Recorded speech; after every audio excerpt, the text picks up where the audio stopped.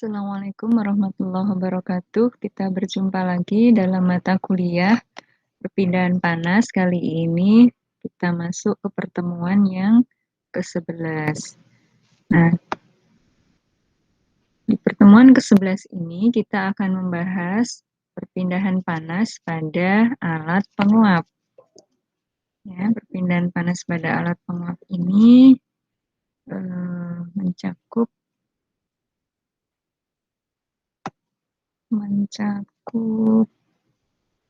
vaporizer, reboiler, ya, yang di sana bekerja kalau reboiler itu ada forced circulation, thermosifon natural circulation, and kettle type reboiler.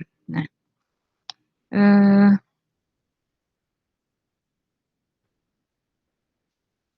sebentar saya buka yang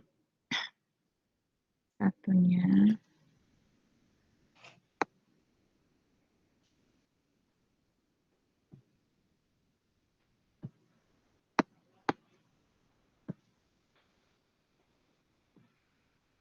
Ya, saya ulang lagi ya. Di perpindahan panas alat penguap ini kita bahas tentang ada nanti fenomena perpindahan panas pada reboiler, boiling, dan vaporizing ya. Tapi kita tidak merancang, hanya saja kita bahas tentang karakter yang ada di sana.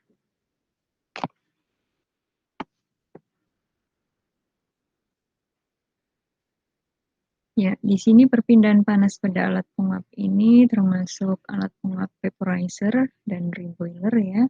Di mana di reboiler itu ada forced circulation, natural circulation atau thermosifon, dan kettle type reboiler. Nah, untuk forced circulation ini fluida dipompa ya. Fluidanya itu dipompa, and the vapor foam is separated in the column base separated in the base of column. Jadi vapor yang terbentuk itu, nah ini nanti vapornya ke atas, kemudian cairannya ke bawah, balik lagi dipompa seperti itu seterusnya. Ini adalah forced circulation. When it is used as a vaporizer, the disengagement vessel will have to be ditambah, harus disediakan ya ruang untuk menguapkan tadi. Reboiler ya mendidih ya, naik ke sini. Tapi kalau sebagai vaporizer, alat penguap ya harus ada ruang untuk penguapannya. Nah, selanjutnya untuk forced circulation reboiler ini ya, especially ya, khususnya suitable for handling viscous and heavily cooling process fluid. Jadi yang ya viscous ya, cairan kental, dan juga heavily cooling process fluid. Jadi yang berkerak sangat heavy, keraknya banyak. The circulation rate is predictable and high velocities can be used. Jadi circulation rate ya, kecepatan sirkulasinya ini bisa diprediksikan ya, predictable. High velocities can be used. Kecepatan tinggi bisa digunakan. They are also suitable for low vacuum operations and for low rate of vaporization. Forced circulation ini juga bisa digunakan ya untuk low vacuum operation, operasi yang vakumnya rendah ya. Vakum tapi tidak terlalu vakum. For low rates of vaporization. Low rate vaporization.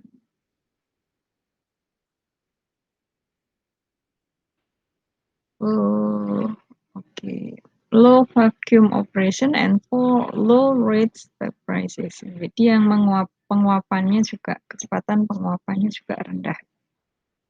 Yang operasi vakumnya rendah, kecepatan penguapannya juga rendah. Nah, tapi ada ada kelemahannya ya. The major disadvantage of this type ya, apa kelemahannya is that a pump is required, jadi memerlukan pompa and the pumping cost will be high. Pumping cost-nya tinggi ya, ongkos pompanya. There is also a danger that leakage of hot fluid will occur at the pump seal.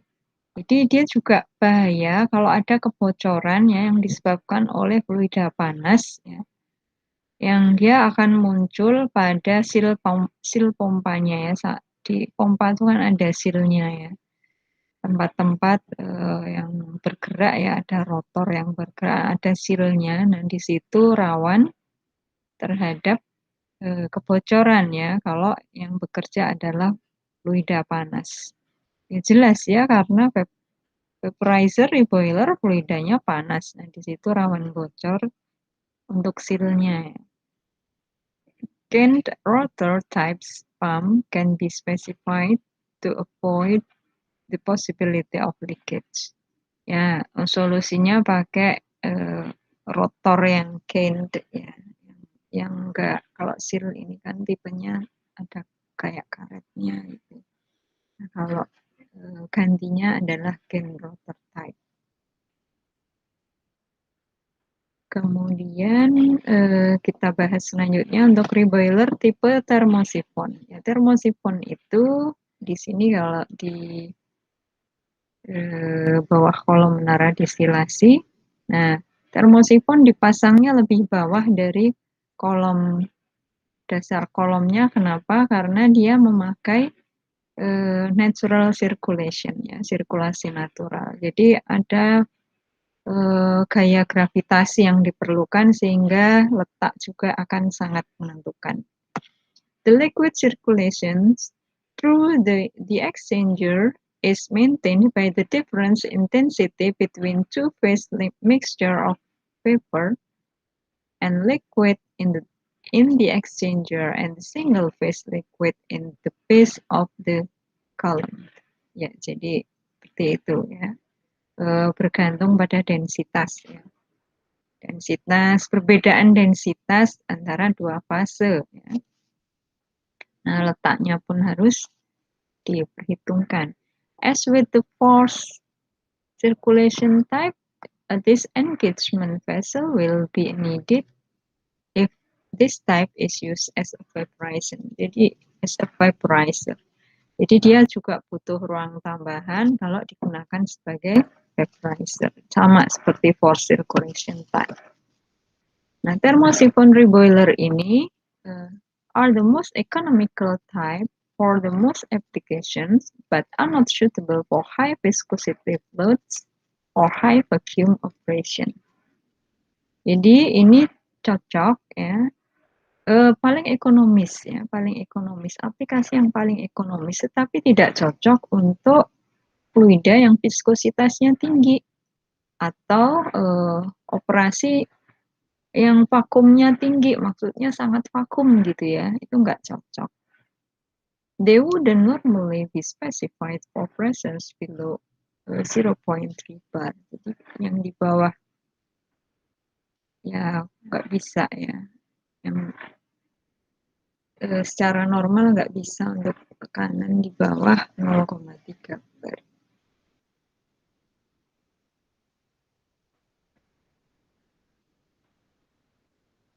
Oke, disadvantage atau kelemahannya adalah at the column base must be elevated to provide a hydrostatic head required for the thermosiphon effect.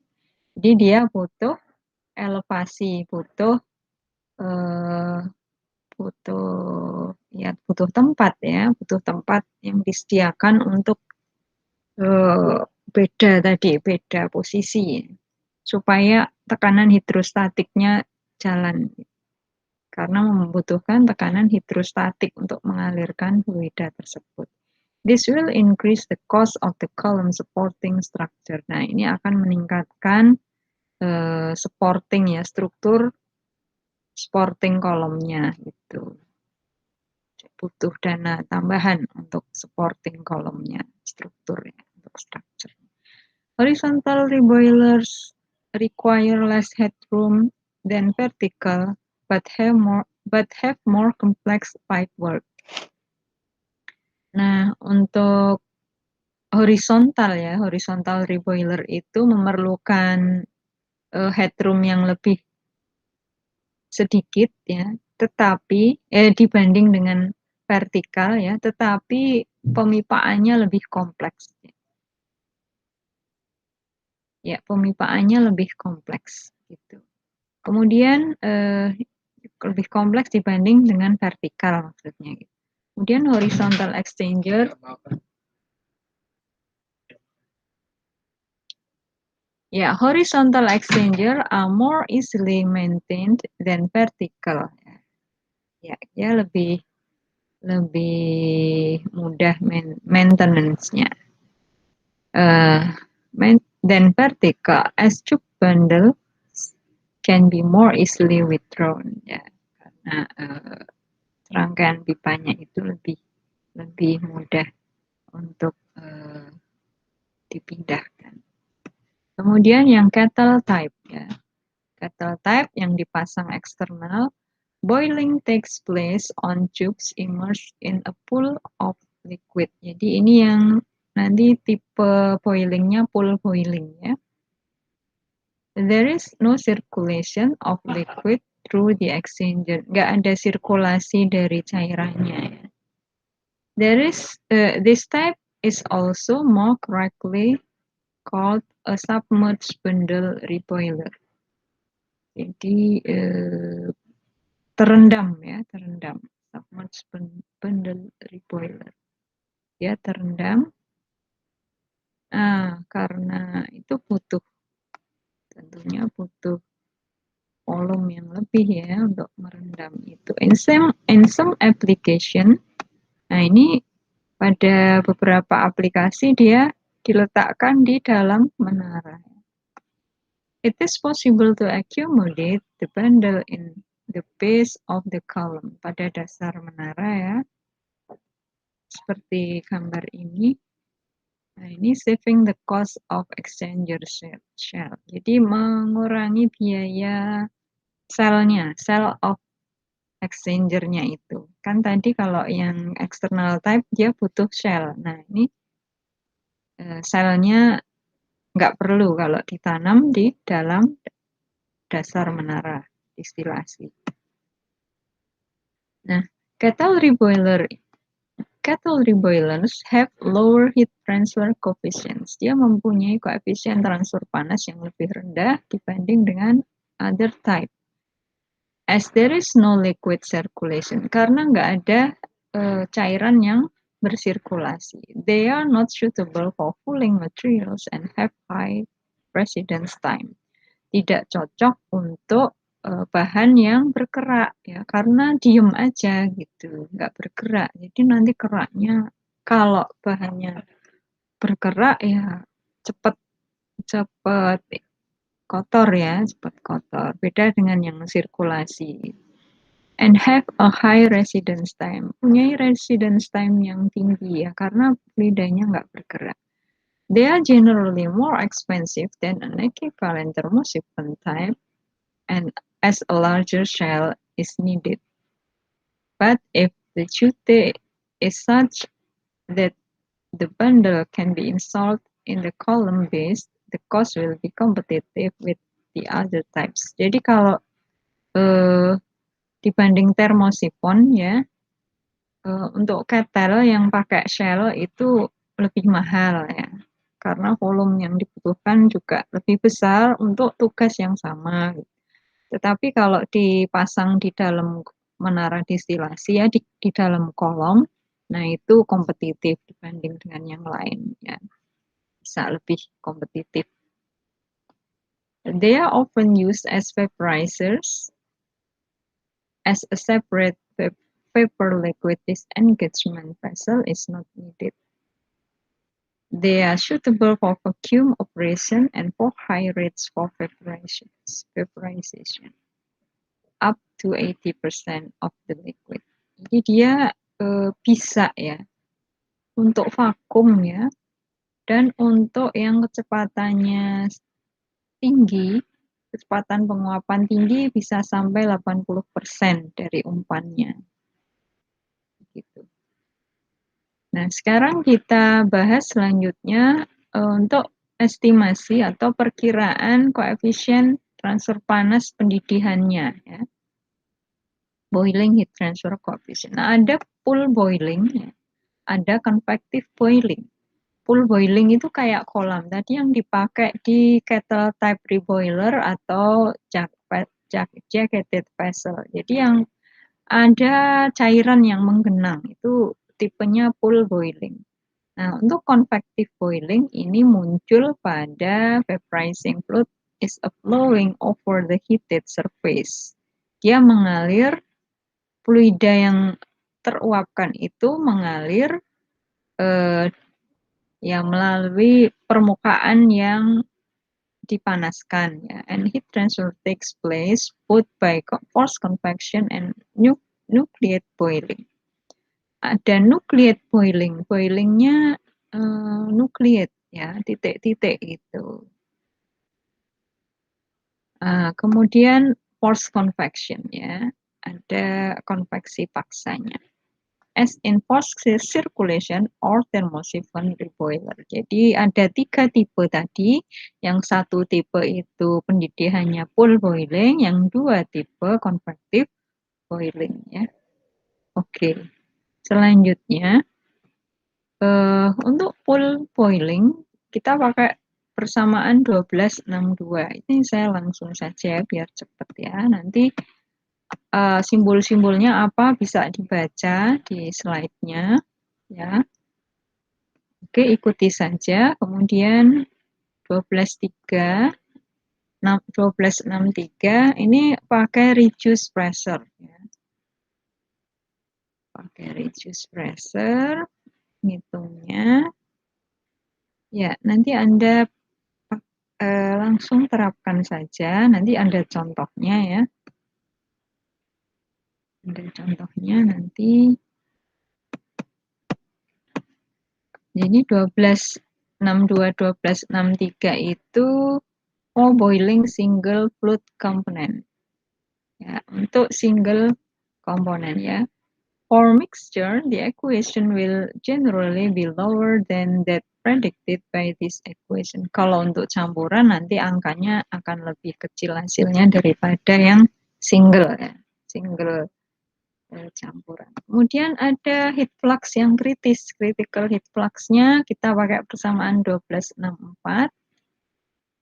Ya, ada QC ya, maximum critical heat flux, ada G gravitational acceleration. Ya, ikuti saja persamaannya pelan-pelan dan dicoba ya, itu. Ya, kemudian ada film boilingnya, HFB.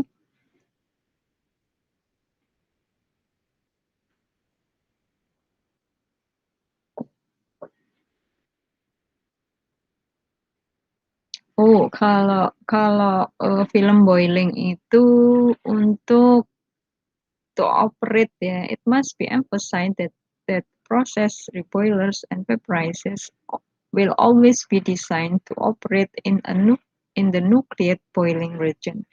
The heating medium would be selected and its temperature controlled to ensure that in operation the temperature difference is well below that at which critical flux is reached. Jadi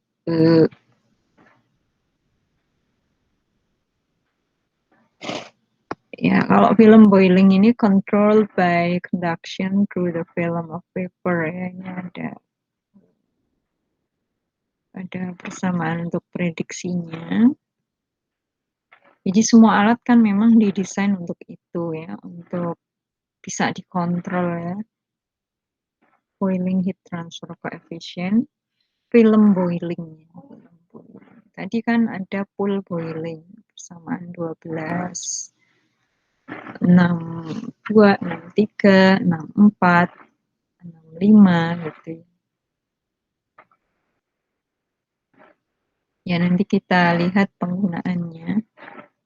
Sekarang kita pakai di example 12.8 ini ya. Estimate the heat transfer for the full boiling of water at 2.1 bar from a surface at 125 degrees C. Check that the critical flux is not exceeded. Diminta juga untuk mengecek bahwa tidak muncul critical heat flux-nya. Nah, ini saya ambilkan dari Kevin Towler, Ray Sinnott ya, di situ. Nah, tadi steam ya, karena steam kita buka steam table untuk sifat fisisnya ya. Steam table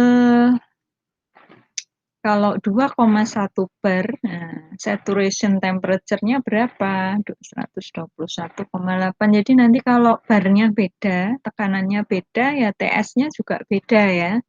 Jangan ikut-ikutan main sembarang angka. Nah, jadi Anda modal pertamanya itu harus pinter sifat fisis ya. Mencari sifat fisis itu harus terampil ya. Anda kan belajar di mata kuliah lainnya, ada di termodinamika dan ada asas teknik kimia, udah belajar itu ya. Untuk neraca energi udah belajar, jadi silahkan diteruskan ya ilmu tersebut. Nah, untuk physical property, untuk steam table ini Anda harus terampil ya, lihat di data steam table. Jadi kalau dia saturated ya, saturated steam, nah berarti ya dicari pada tadi tekanannya 2,1 bar gitu. Nah, berarti suhunya berapa? Suhunya 121,8. Ini dari tabel. Anda lihat di tabel. Kalau misalnya ketemu, Bu, saya baca tabelnya kok beda, ya nggak apa-apa, asal itu memang Anda bacanya sudah betul gitu ya. Mungkin ada peneliti lain yang mempunyai data yang sedikit berbeda, yang nggak masalah. Yang penting Anda bacanya betul, satuannya betul ya. Bisa jadi itu satuan Fahrenheit, jadi Anda konversikan dulu gitu. Jadi kalau menghitung itu satuannya harus dikonsistenkan gitu ya. Anda udah belajar di asas teknik kimia dan seterusnya. Jadi itu silahkan dipakai keterampilannya diasah gitu ya. Nah, di sana ada rho L, JPL, KL, nu L itu dicari semua, lambda berapa, kemudian sigmanya berapa, PW-nya. Nah, ini tekanan tekanan apa ya namanya? PW ya, PS-nya berapa. PWPS itu apa? Kita lihat lagi di persamaan tadi 1262 ya, PWPS isikan ke sini. Wah, ini harus Anda latih betul ya. Ya, silahkan berlatih, tolong ya, supaya Anda terampil. Apakah Anda menemukan angka yang sama? Kalau tidak, ulang lagi, coba gitu ya. Kemudian untuk cek apakah dia di bawah heat flux, critical heat flux, kita pakai persamaan 1265 ya, masukkan angkanya. Kalau di sini kebetulan ketemunya kritikalnya sekian, tapi actual flux-nya sekian, jadi sangat jauh di bawah ini. Gitu ya. Ini kan 1,4 juta, yang di sini ketemunya 11.000, 11 ribuan. Jadi jauh di bawah critical heat flux. Ya, demikian yang bisa saya sampaikan pada mata kuliah ini. Terima kasih.